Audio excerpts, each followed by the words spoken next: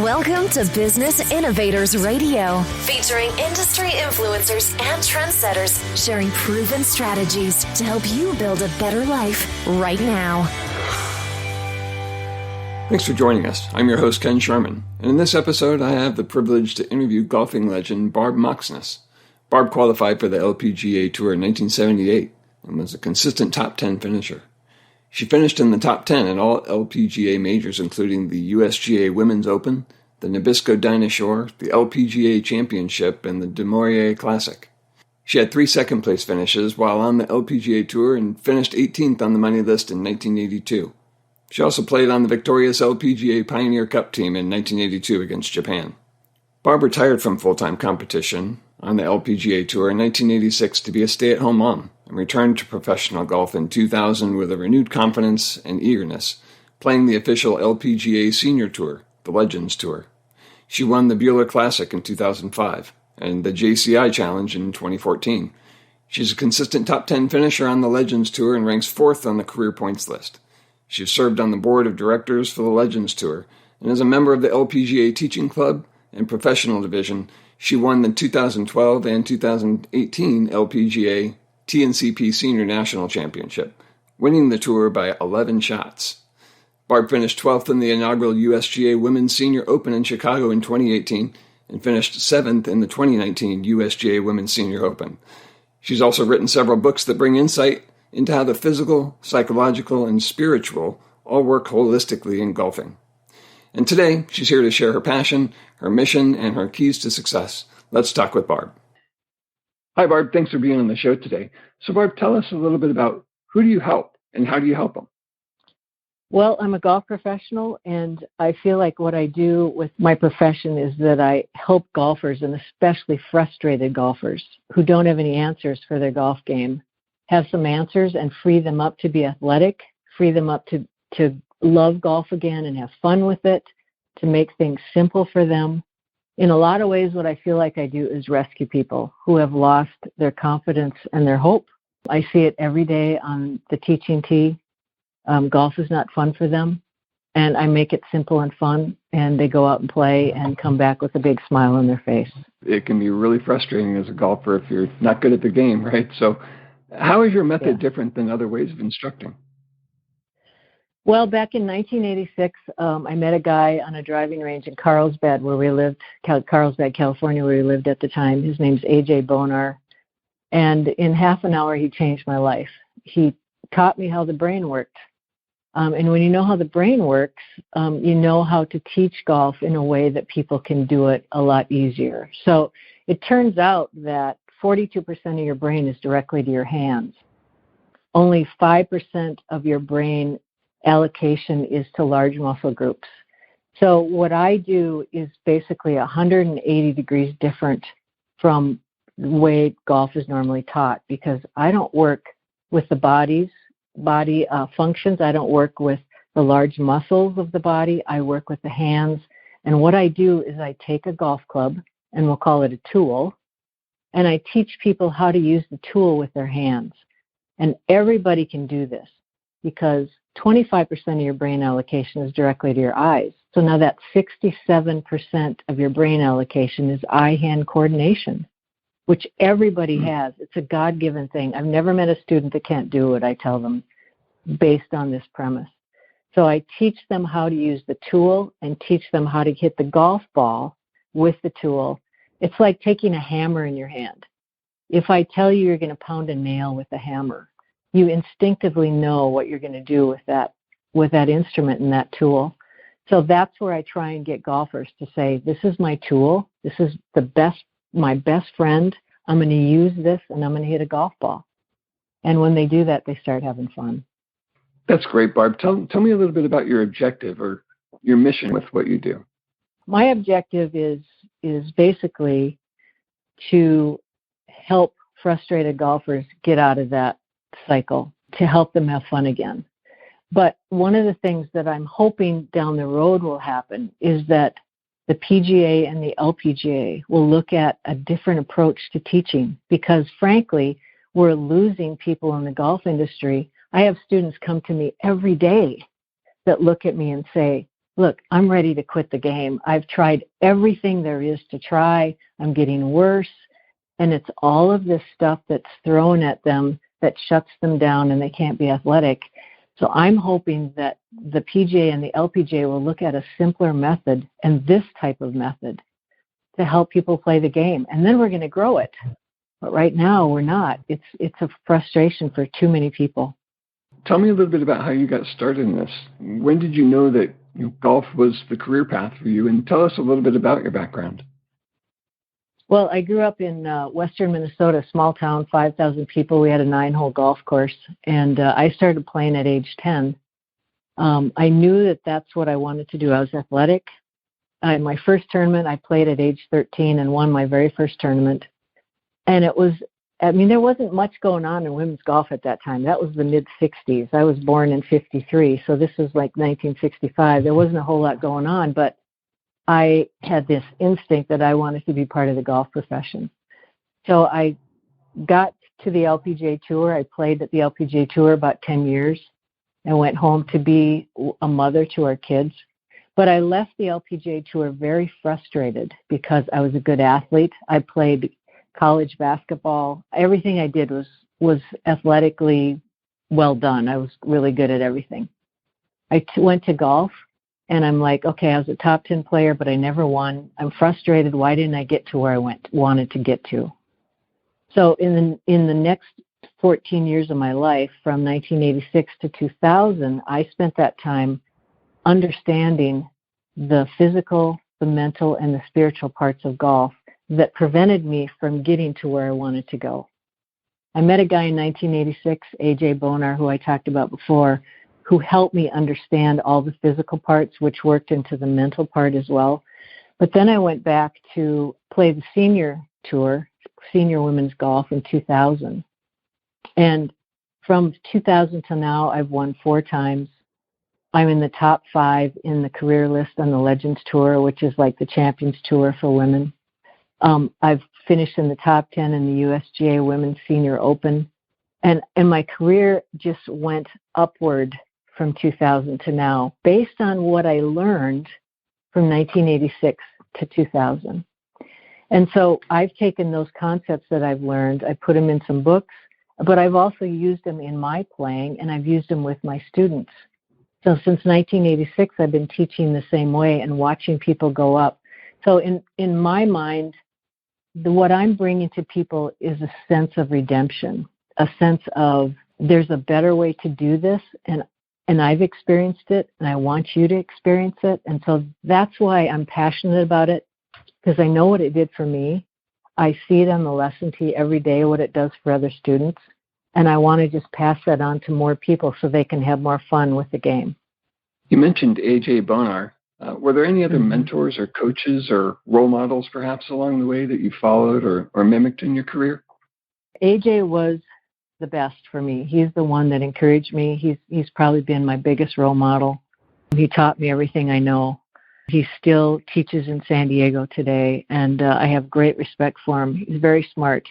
His father was a tool maker, and so he looked at golf from the idea that, okay, the golf club is a tool. How do you use it? And when he understood the principles of the golf club itself, then he knew how to teach it, and he knew how to have students use it. And that's what he taught me. So he's been my greatest mentor. What happens if people don't get coaching from a qualified instructor like you? Is it that they develop bad habits that are then hard to break? Or maybe what can happen if they don't get qualified instruction? You know, I see people every day who have gone to many teachers, and they come to me and they look at me and they say, I'm desperate. I've tried everything there is. My mind is full of stuff, and I can't hit the golf ball anymore. And that's what I try and undo, to try and set these people free to be athletic again, which they're capable of. So again, I look at my instruction as frankly about 180-degree different from what a lot of people who I teach come with when they come to see me. And they'll come to the range, and I'll have them do a few exercises to start. And then they'll turn and they'll look at me with look of astonishment on their face. And they say to themselves, and they say to me, wow, I can do this, because they lost all their confidence. And then they look at me and they say, I just did that, didn't I? And I go, yes, you did. And you can do it more than once. And then they look at me and they say, why hasn't anyone told me this before? And I get that question with almost every student that I have. It's an interesting approach and sounds like a very successful one. What are some of the struggles and obstacles that you had to overcome along the way to see success in your career? And how did you manage that? When I first went into teaching this method and using it to play, it was so successful to me. So an example is I hadn't played a competitive round for 2 years after I left the tour in 1986. And then I met AJ and I went back and I played a competitive event on the LPGA. And my first round, I shot 67. And I'm like, wow. Oh my goodness, this is just so much easier. I can't believe it. But to pass this knowledge on from my experience to other people was the obstacle, because it was too simple. And what people think in golf is that you need more knowledge. But knowledge in golf is not power. Knowledge hurts you. It shuts down all your neuromotor systems. It shuts down your ability to play the game. And so the biggest obstacle I've had is to help people understand it is that simple. And you can do it, and you don't have to put anything else on your burner, so to speak. You don't have to add anything else to the equation. Trust me that what I'm telling you is that simple and it works. And that's how you become an athlete. So most people, what they do is they will come and take a lesson, and then they'll start hitting a couple bad shots, and they'll go, well, what am I doing wrong? Go back to what's simple. Don't add anything to the equation. Go back to the tool. Learn to use the tool. And then they can continue to go forward. But if you start adding all this knowledge and all of this golf swing jargon to your brain, you shut down what you're capable of doing. It's an interesting approach, Barb. Most people think they have to have the latest grip or the latest club, or they have to have some special tool or apparatus to help their swing. But it sounds like what it really is your hand-eye coordination. It's your brain to your hand. So it's a really unique and interesting approach. I've never heard anyone sort of promoting that. It's always been about the next greatest thing you got to go out and buy, or the next different, aid, golf aid, or whatever it is to help your swing. What's the one thing you've learned about seeing success as a professional golfer along the way that you maybe didn't expect? I think the biggest thing is to realize how mental this game is. Most people approach it from a very physical level and try and put in motion something from a physical level. But what you have to understand is there's a huge mind-body connection that allows you to play the game the way you want to, or the way you expect yourself to. And over the years, that's always been the thing that I've had to work at the most, is when I go back into competition or when I'm playing a round of golf of any kind, I have to get my mind and my body working together. And that's why I like this method so much, because when I use the tool with my hands, I'm connecting that mind-body, making that mind-body connection a lot stronger. And now I can focus the right way and gain confidence and get myself in a good mental state of mind where I can actually play the game better. So where golf is probably 95% mental. And a huge part of that is the mind-body connection, which goes down into the psychological. And that was the thing that I was missing when I was first on tour. And the thing that I learned in those 14 years that I was away from it was that part of it, which when I came back to it, I saw really help and make me a better player. And when you look at the great players and you look at their physical skills, they're good.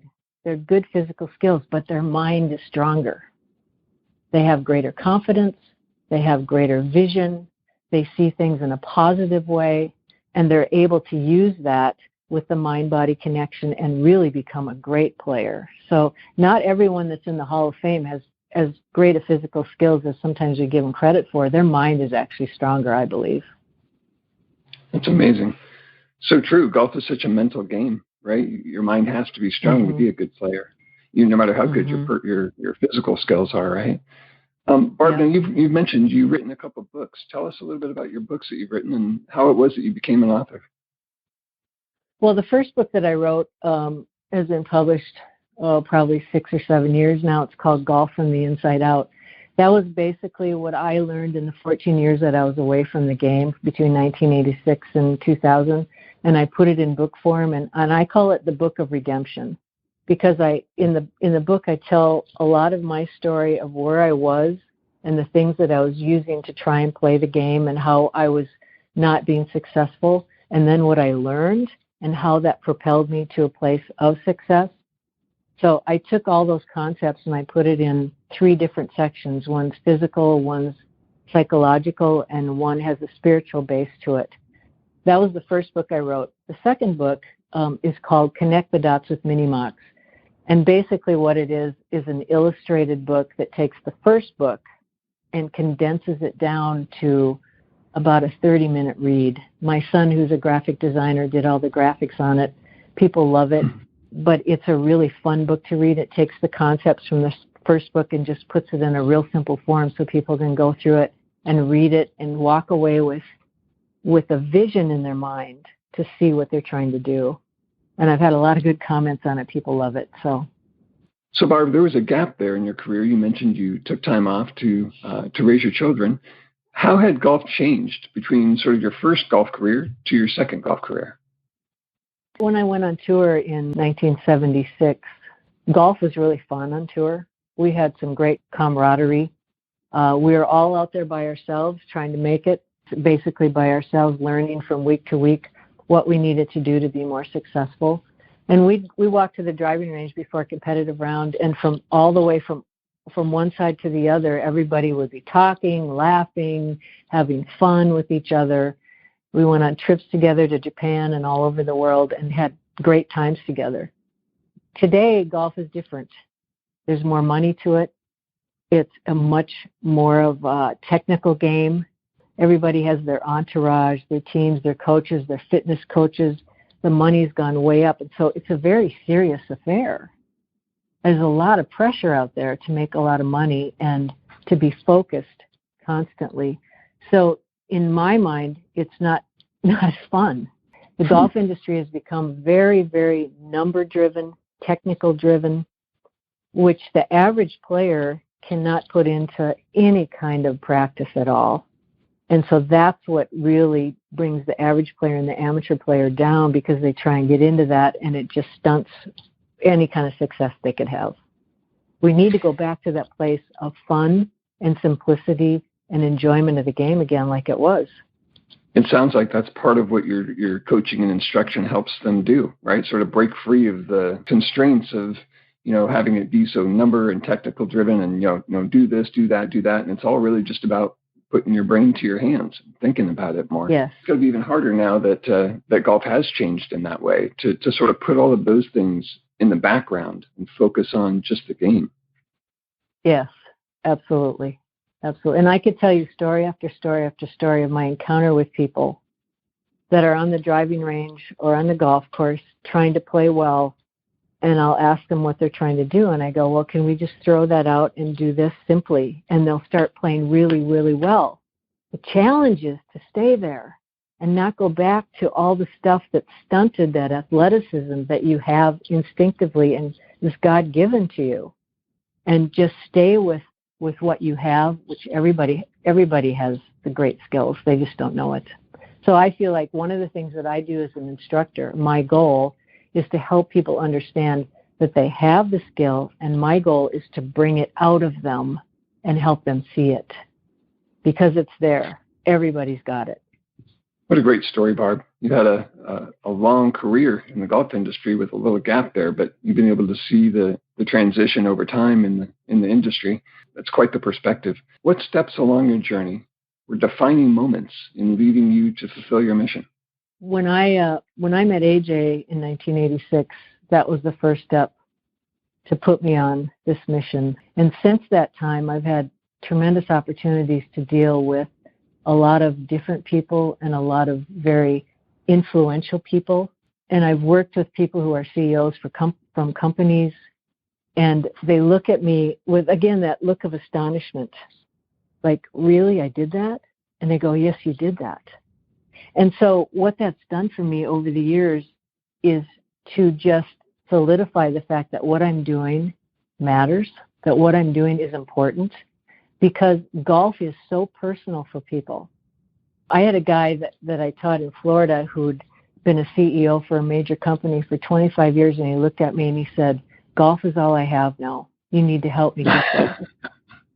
That's great. And that's how it is for a lot of people. You know, they go to bed at night and they don't sleep because they had a bad round. So when Right. I work with people and see that smile on their face and know that what we did helped their life and changed their life, number one, it made them happier. Number two, it gave them more confidence. And number three, it brought them fun again back into their life rather than struggling. That's what makes my mission worthwhile. And so that's why I do what I do. The other part for me is when I went back to play and I was able to win tournaments. I've won 4 tournaments since I went back as a senior tour player. To be able to see that what I learned and what I put into practice actually works, that makes my mission very fulfilling to me. And I can pass that on to a lot of people. So, Barb, are you actively engaged in instructing a group of students now? Yes, I have students that I teach every week. And are you taking additional students? Yes, I am. You know, I'll take people that need help. That's my goal. My heart is to help people. Never out in that practice fee for me. I'm out there for them. And what does that look like if somebody wanted to reach out to you to perhaps get a group of lessons, maybe some mindset training? What does that look like? Do they contact you by phone and set an appointment and we go from there, or kind of describe how that process works? Yeah, they can contact me by phone, or they can contact me through my email, through my website, moxygolfacademy.com. Well, Barb, thank you for taking the time out and meeting with us here today on Business Innovators Radio. I want to thank you for your time today, and it has been very interesting learning about your background and your long history as a golf professional and champion. Thanks so much. You're welcome. It's been a pleasure to be here and a privilege to be here. Thanks so much, Ken. Thanks for listening to Business Innovators Radio. To hear all episodes featuring leading industry influencers and trendsetters, visit us online at businessinnovatorsradio.com today.